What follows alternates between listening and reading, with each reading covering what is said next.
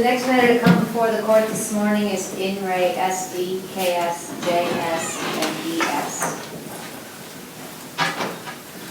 Both sides will have 15 minutes to argue. The appellant may reserve up to 5 minutes for rebuttal.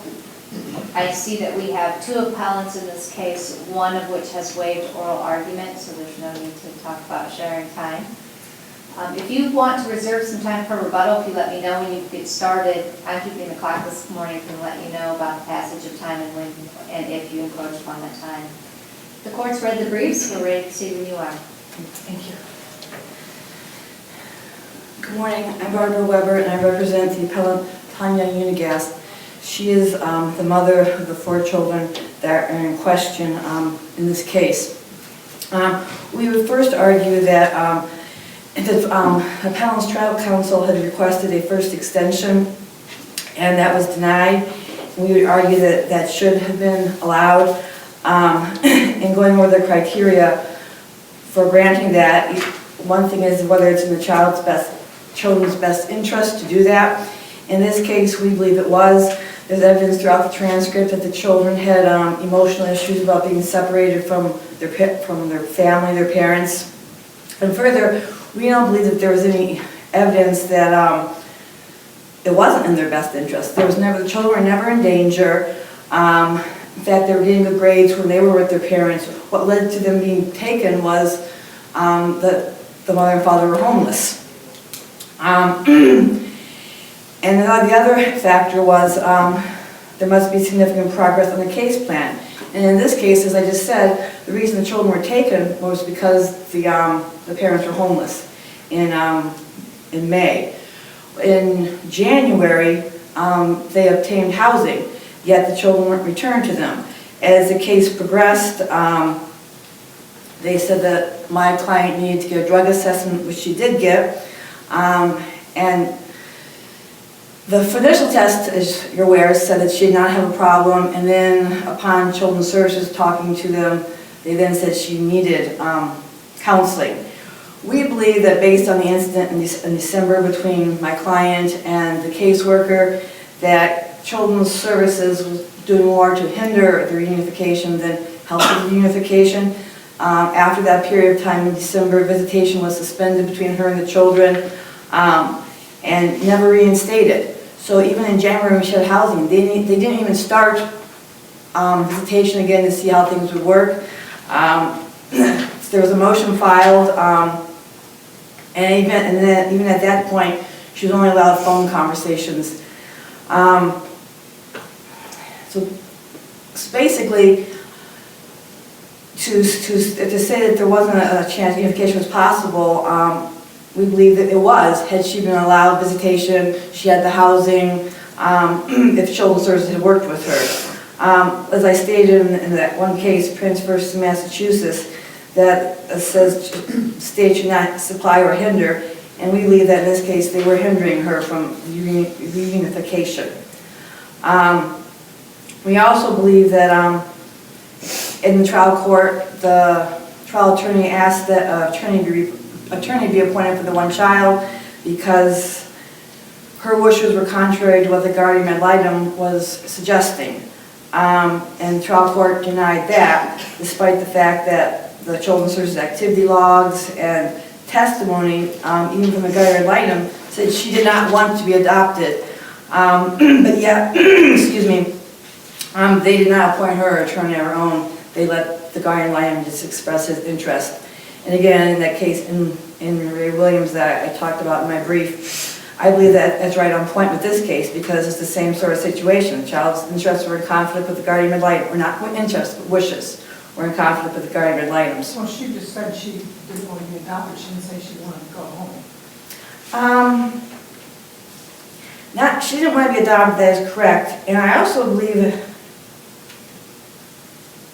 well, yes, that's true. She doesn't want to be adopted, but she also expressed, which basically is going to happen if she's not, they were going to have permanent custody. I know the guardian ad litem said, well, he talked with the foster parents and they were going to allow visitation, but there's no guarantee of that. In fact, even the guardian ad litem testified that he thought it would be detrimental if all contact was severed between the children and the families, and not just mom and dad, but the whole family. But he believed that the foster parents would continue it, and well, in fact, that at least on my mother's side, they haven't. And like I said, there's no guarantee once they're granted permanent custody. The child was 4, am I thinking of the right case? No, she's 12. She's 12. She's 12. Sorry, thank you. This is the child mom was giving her birth control pills to. No, I think so. I don't remember that. Or I missed that. So basically, I really honestly don't believe that was the child. Anyways,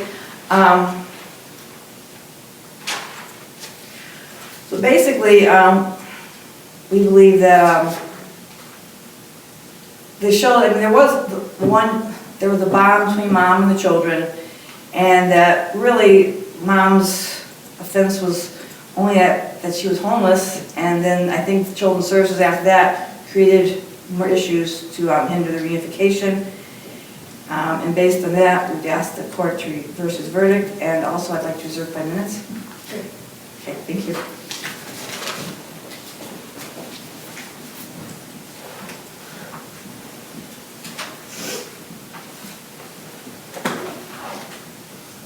Hello, may it please the court. My name is Emily Kirsch, and I represent Lorain County Children's Services.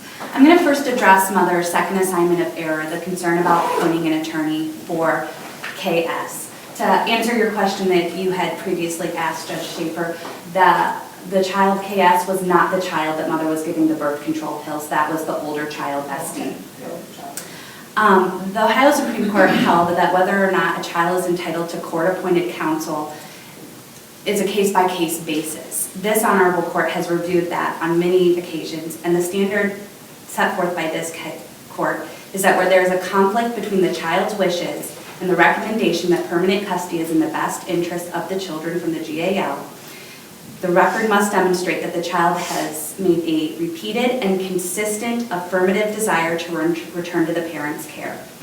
In this case, as an initial matter, there was no conflict between the wishes of the child and the guardian ad litem's recommendations.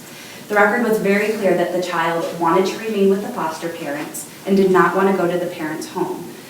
Although there was the issue about adoption, the guardian ad litem supported the child, saying that she did not want to be adopted.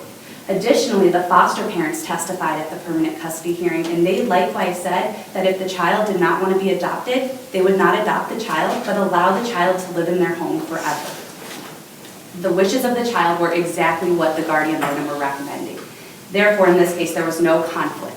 If this court were to find that there were some kind of conflict, the record did not demonstrate the child expressed a consistent and repeated desire to go home. In fact, it showed just the opposite. The child indicated that she wanted to live with her foster parents.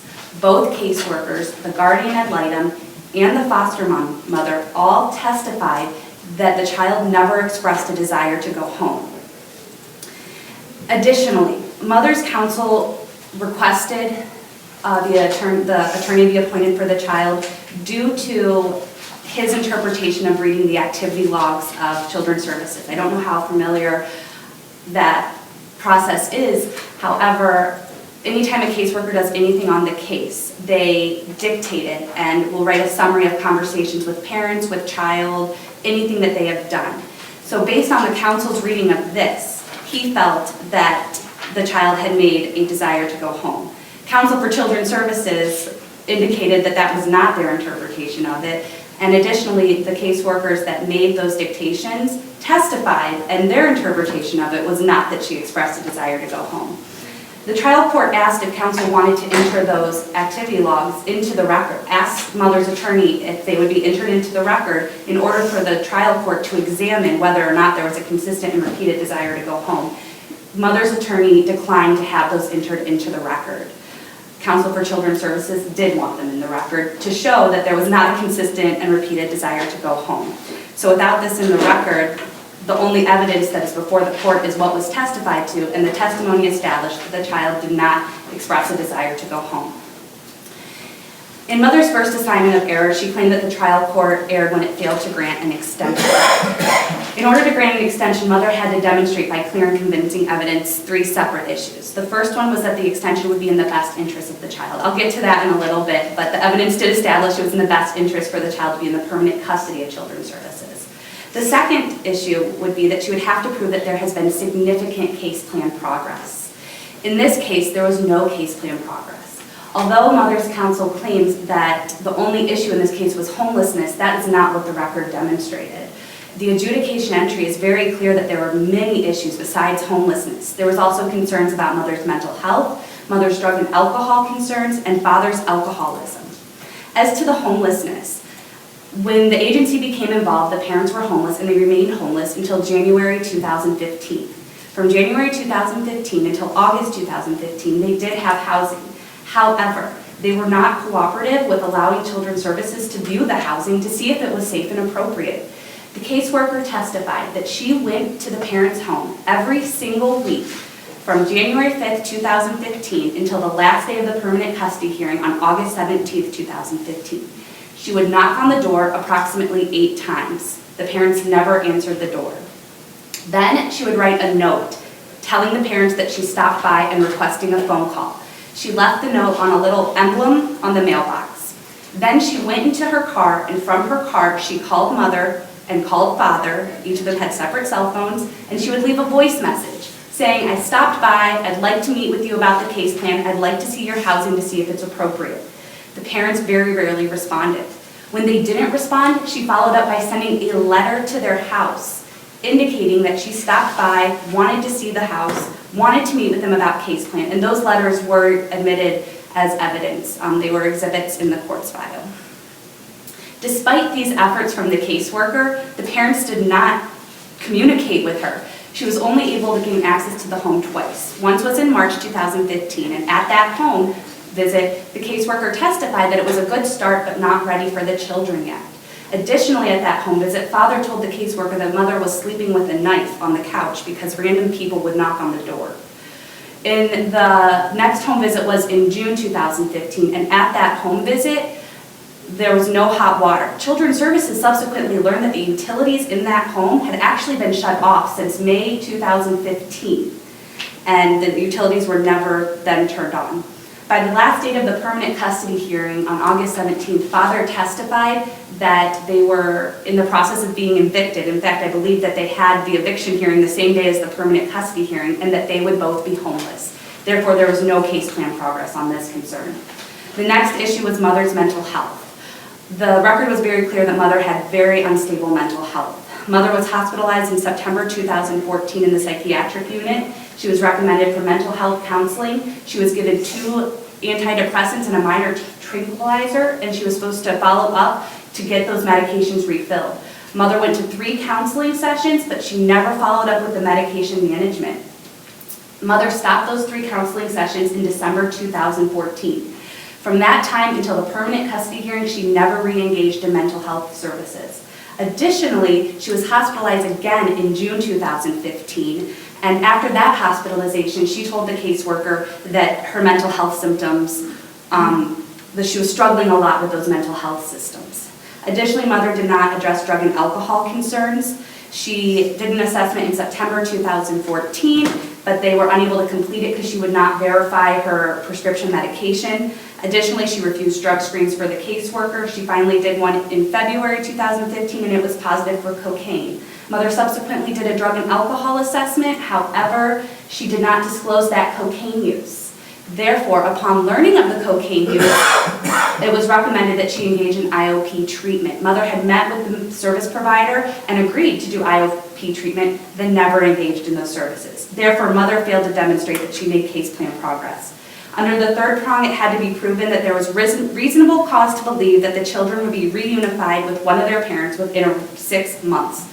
The evidence was clear that the agency was working diligently, trying to engage the parents, trying to meet with them to talk about their case plan, but the parents just would not talk to the agency, would not talk to the guardian ad litem. In fact, if you look at the record, they rarely even came to court. And therefore, there was no reason to believe that within another 6 months, they would be able to make any case plan progress. I think that the youngest child summed it up best as she told the caseworker that her parents may be able to do a few things to try to get it together, but they won't be able to keep it together. Therefore, they didn't want to go home because the parents wouldn't be able to keep it up. Based on this, the trial court did not err when it failed to grant Mother a 6-month extension. Additionally, the trial court did not err by finding that it was in the best interest of the children to be placed in the permanent custody of Children's Services and for SD to be placed in the legal custody of the maternal grandmother. When looking at best interest, you're looking at 2151-414D. There's 4 factors. The first factor is the one that Mother really focused on in her brief, and that is the interaction and interrelationship of the children with their parents, siblings, relative, foster caregivers, and any other person who may significantly affect the child.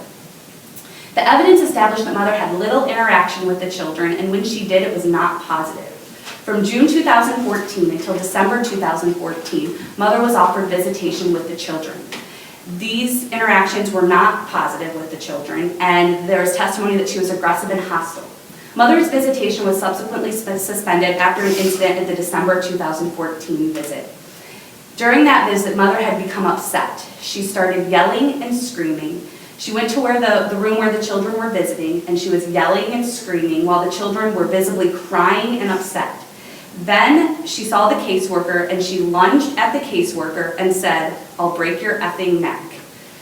The supervisor then had to jump in to try to protect the caseworker from Mother, while Father also intervened and was pulling Mother away. As Mother was being escorted to the lobby by Father, Mother then yelled that she hoped that the caseworker had cancer and died a slow, painful death. All of this occurred in front of the children. Even more concerning is this was not the first incident that the children witnessed an altercation like this, where Mother had lost her cool. When the agency initially became involved with this case, they went to the maternal aunt's home, which is where Mother was at that time with the children. When Mother saw that Children's Service was there, she came outside, was screaming, yelling. The police had come, and the police were there, and Mother was, I believe the word used was belligerent. She was aggressive and hostile. The police warned her many times to calm down or she would be arrested. However, Mother did not calm down. At one point, she was holding ES, the youngest child, and started, I think the adjudication entry says, bumped into the supervisor twice while holding the child. The caseworker described it as lunged, but regardless, she became physical with the supervisor while holding the youngest child. Additionally, then she lunged at maternal aunt.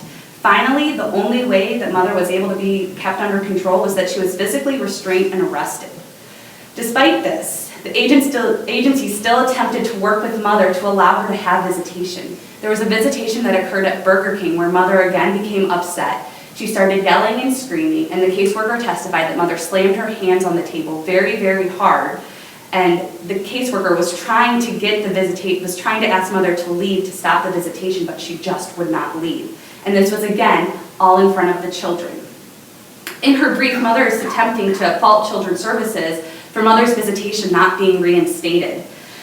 However, as an initial matter, when Children's Services filed the motion to suspend the visitation, Mother never objected to it, and it was the court that did an independent review and granted that request. Additionally, Mom then didn't file for visitation until over a month and a half later. The hearings kept getting continued, not by fault of Children's Services, but by fault of Mother. For example, on the March 23rd hearing, it was set for a contested hearing, and at that hearing, Mother showed up and indicated she was going to get new counsel, so it was continued. On the June 11th hearing, Mom wanted it continued because she hadn't provided proof of the mental health counseling. Additionally, as Mother argued today, is that Children's Services was attempting to hinder Mother's visitation with the children. That just wasn't true. As previously indicated, the caseworker was making all these attempts to see Mother, to find out what Mother was doing to address her case plan, and Mother was just not cooperative with giving any information or even meeting with the caseworker. The agency attempted to facilitate visitations with the oldest child, SD, because she was 16 or 17 years old. She was a lot older and able to protect herself. In that visitation order with SD, Mother was supposed to initiate the visitations, and the agency wanted those visitations in order to assess if Mother could control her behavior. Mother, however, only followed through with setting up 2 of those visitations. The court order specified that Mother would set up those visitations with her oldest child, but she just, again, failed to follow through with doing any of that. As a result, mother had failed to prove to anybody that she could safely visit the children. This factor therefore weighed in favor of showing that permanent custody, it was in the best interest of permanent custody to be granted to the agency, especially because the testimony established that the children were well bonded with their foster parents. As to the second factor, the wishes of the children, that all, again, weighed in favor of granting permanent custody of the younger three to the agency and legal custody of the oldest because they wanted permanent custody. The custodial history of the children is the third prong. Under that, the children had been in the agency's care for 14 months at the time of the permanent custody hearing. Children's Services obtained emergency temporary custody of these children on June 10, 2014. The younger three remained in the temporary custody of Children's Services since that time, while the oldest one remained in the custody of other individuals besides the parents. As to the fourth prong, it's whether or not the children need a legally secure permanent placement and rather any parent can provide that placement. For the reasons that I explained earlier as to the lack of the case plan progress, mother was unable to provide a legally secure permanent placement because of her inability to meet the basic needs, her mental health, and drug and alcohol concerns. Looking at all these factors, therefore, it was proven that it was in the best interest of the children to be placed in the permanent custody of Children's Services. Thank you, Counsel. Thank you.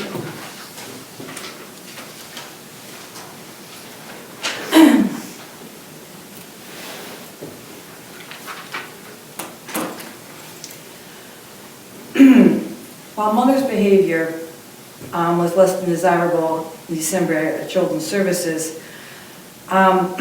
she never harmed the children, and even the other outbursts she had, there was never any physical abuse of the children, and she cared for the children as far as when they were in her custody.